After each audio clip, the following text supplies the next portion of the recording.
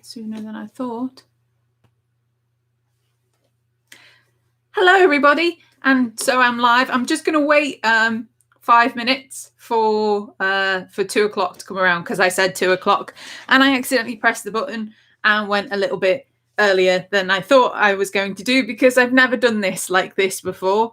I've done live streaming with gaming directly from the PS4, but I've never done this from my camera in my room. Yeah, it's it's a little bit crazy, but we're going live with it today. Just give me 2 more minutes and we will and I'll get ahead. I'll go ahead and start reading the book at 2 o'clock. As I said, I went live a little bit earlier than I was planning to because I don't know how any of this works and I'm learning, and the only way to learn is to do. So yeah, for the next 2 minutes I might as well ramble on about this book. We're up to chapter 8 now, and what's happened so far. We've been introduced to a new character. We've caught up with Martha, found out that she's very clearly being watched by the powers that be on the other side of the war with the Nephilim and the demons. Olivia's going through some strange stuff and has taken it upon herself to investigate the death of the witch that sold William Ford the magic that he used when he was summoning the demon that killed him. And Amanda is struggling with her grief, and she has sought out the help of Walsh's psychic adept, his psychic mentor and master, to figure out whether or not the dreams that she's been having are premonitions or whether it's part of her grief or what. And in the last chapter, she sort of consciously and actively went into a dream state and a lot of bad shit came after her. And so she now believes that, people are in danger, but this time maybe she'll do something about it. So it is now 2 o'clock and I am going to jump straight in. We are up to chapter 8. It's not a particularly long chapter in the grand scheme of huge chapters in this book, but it's a good one. So I'm going to get started. Chapter 8. Oh God, what a mess. What a goddamn mess. Olivia couldn't help but feel overwhelmed as she stood in the space that had once been a lounge, a place of such comfort, sacred sanctuary, a living room. Only nothing living remained inside of it now. The scene had been a bloodbath, only that was putting it kindly. The pale leather sofa had been smeared and splattered with carnage. It coated the nest of end tables, desecrated the walls, the ceiling. Random things caught the paranormal investigator's attention, everyday items that had been scattered around the room, a television remote control discarded on top of the sofa, a set of keys haphazardly laying on the floor, a smashed ornament of a fancily bred dog in pieces near the fireplace. Ordinary, banal things that just so happened to have caught some droplets of the terrible crimson rain. The remnants of Rebecca Patterson's altar that she'd hoped to resurrect were equally scattered all over the place. It would be impossible to tell what had been notable, special to the witch, what she'd gathered together to use in her particular craft. The surface that she'd used as an altar, the glass-topped coffee table, was in pieces. The wooden frame snapped like kindling. The glass topping shattered, speckling the carpet with like many raw diamonds. Without an accurate picture of what the room had looked like before the attack, Olivia knew that she'd be guessing at best, and that would be pointless. The only person that she knew who might have an inkling had just made her way upstairs, and given the graphic detail with which Martha had relayed the crime to the MPIA team so they could form a picture of what went down the night the victim was killed, it might be a worthwhile conversation, but not one that Olivia was eager to push for. Stood where she was, she could practically see the murder play out before her own very, very harrowed eyes. She could see where Rebecca had been sitting when she'd been attacked, assaulted in a flurry of violent movement that she couldn't possibly have prepared for. She could see every corner of the room where her body had been thrown, tossed like a rag doll from the sheer vehemence of the assailant's anger. She could see where her blood had begun to be shed, where it continued as the victim tried to crawl away. She could see where the killing blow had been made, the place where Rebecca Patterson had stopped, bled to death. Some things did not need to be relived over and over again. The altar was gone, like the witch who'd built it was gone, wrenched away. Her life had been decimated, destroyed, brutally stolen. And for what? What exactly made somebody do this to another person? Why? That was the question Olivia sorely needed an answer for, because as she was standing there, surrounded by the decimated remnants of a life that could have easily been her own, she was at a loss to find any explanation for the level of violence that had befallen Rebecca. Olivia wasn't naive. She'd seen some pretty horrifying things during her short, eventful career as a paranormal investigator in a town that, as it turns out, was a fine dine feasting ground for all the things her imagination could fuel nightmares about. But she'd never seen the aftermath of such harsh, brutal killing before, ever. This was something else entirely. This was evil. Oh God, that poor, poor woman. Nobody deserved to have their life and their body reduced to such carnage, no matter who they were, where they came from, or how they chose to live out the difficult hand they'd been dealt. Nobody deserved to die in such violence, feeling such terror. What happened that night within the walls of this home, walls that should have been consecrated with the kinds of magic that made it impossible for such violence to be plausible, was abhorrent. A vile act committed by a vile, disgusting monster that had no sense of humanity. This was sacrilege, profanity with no purpose. It was more malicious than murder, crueler than a culling. While it was clear that she could quite easily stand there and list all of the horrors that made up the crime scene, Olivia knew there was no words nor metaphors that she could conjure to accurately describe the reality. It was unfathomable, like a nightmare. Yet there she stood, because it had happened. It was real. Giving into her claustrophobia, she crossed the room and opened the windows as wide as she could. The rush of cold air that barged into the stale, enclosed space gave her a small moment of relief from the smell, which was, Parker's sensitive tummy aside, bloody awful. As she slowly inhaled the fresh air, Olivia's mind lingered on the lack of magical warding and the conversation that she'd had on the lawn with Martha Valentine about it. Magic could be so damn wonderful. It was a gift, a warm and comforting, life-giving and life-saving gift she felt privileged to possess. But she also knew it was imperfect. Etched onto the walls of homes, it could be fallible, because walls could be broken, barriers could be broken. Spells, however potent or perfectly applied, could be countered. Olivia rotated her body in a slow, deliberate circle, her gaze covering every inch of the 4 individual walls that made up the room in which she stood, looking beyond the dried blood splatters and the wreckage of furniture and other household items at the walls, as difficult as that was. The structure of the house seemed to be sound, brickwork covered in plaster, covered in a deep purple paint that had jovially been adorned with pictures of mystical scenes in decorative golden frames.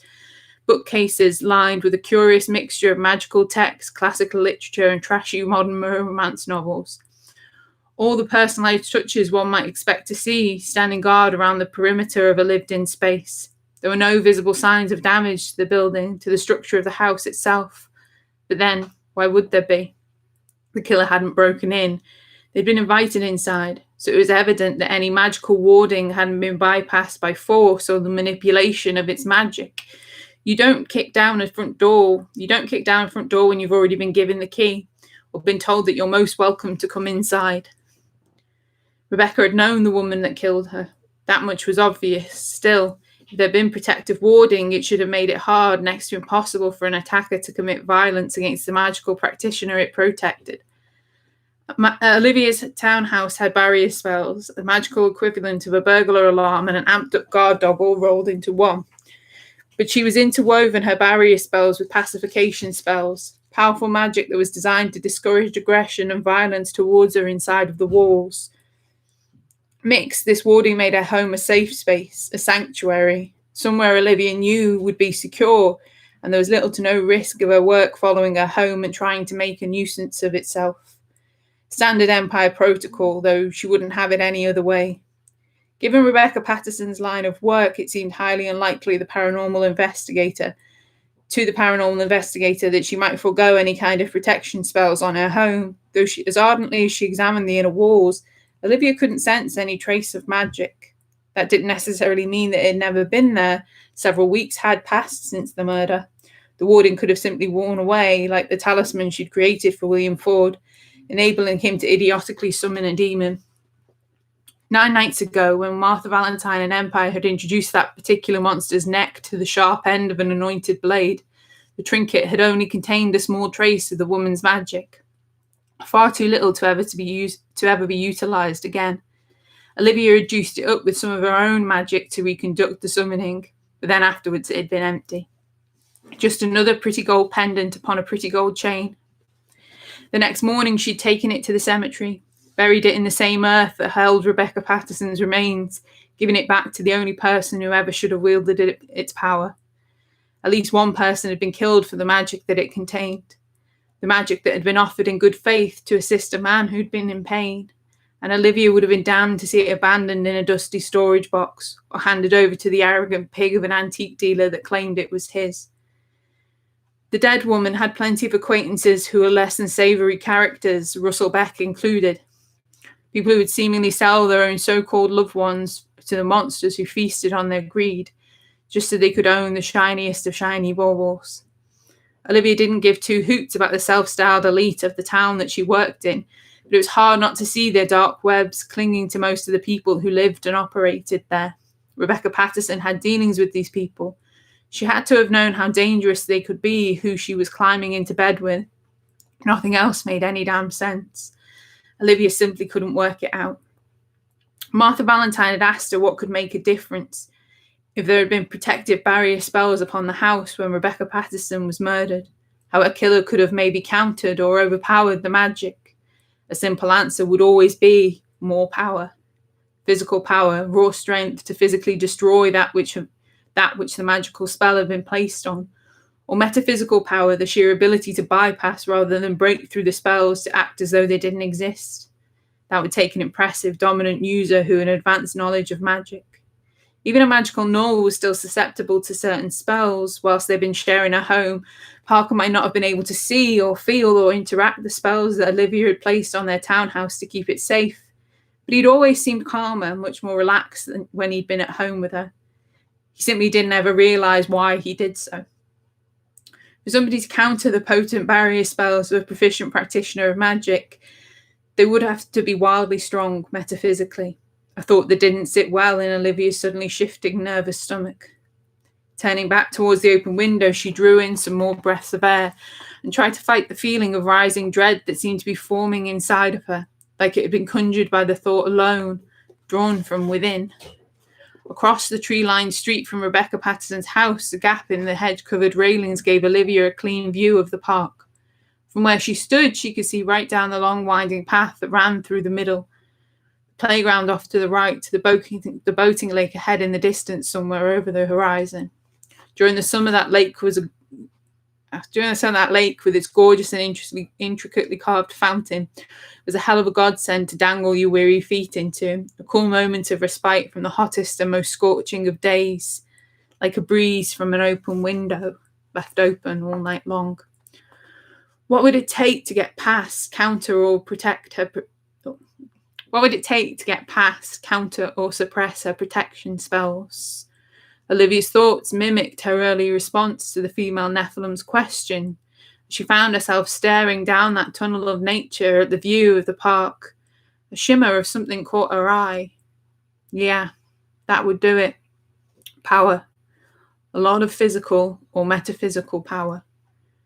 She kept staring at the mirage, lost in her thoughts of magical barrier spells, cool breezes, and what it could all mean that she barely felt, let alone heard her phone buzzing away in her pocket, letting her know that she'd received a message. A lot of power, she thought, over and over. Maybe magic. No, she shook her head. It wasn't magic. This was something else. What was that? Olivia couldn't tell, but whatever it was, it seemed to be watching her right back. And inside, deep within a part of herself that kept her magic all snug and secure until it was called upon, she felt warm, like a feeling of recognition you get when you see a loved one for the first time in ages, somebody that you've missed, somebody you know very well. Her phone buzzed again, snapped her out of the odd moment. Feeling confused, Olivia frowned and reached into her pocket, drawing it out to find messages from the number that she had stored for Martha Valentine, who'd gone upstairs because she hadn't wanted to be in the same room that Rebecca Patterson had been murdered, and who could blame her for that? Bad enough being down here when you weren't an empath. This place was a nightmare come to life. Surprised, Olivia opened them up, and the dread within her spiked. Turning around, her eyes zeroed in on the magical textbooks that sat on Rebecca Patterson's bookshelves, scanned their titles with such haste that she could have throttled herself for not paying them as much heed as she maybe ought to have done earlier on. She didn't need to rebuild the altar. She knew exactly what kind of magic the dead woman dabbled in. With a sudden fear choking up her throat, she gasped, "Oh God, no," and sprinted from the room, hoping that she wasn't too late. Okay, as I said, shorter compared to the other chapters that have been in the book so far, and ones that will be in the book a little bit longer. They've been going for about half an hour to 40 minutes, and that one was nice and short. And I am going to leave it there, which is on a little bit of a cliffhanger, and come back to it tomorrow, just because I wanted to test out the whole doing it live thing, how it all worked, because I've not done anything like this. I've streamed games from my PlayStation, but I've never done anything like this, quite like this anyway. So yes, thank you for watching. There will be a video on demand. It usually takes a little while for YouTube to process it and put it up. But I'll be back tomorrow at 2 o'clock, either live, or the video will be up at about 2 o'clock. So join me then, and we'll carry on with Art of War, Hell Hath No Fury. Bye.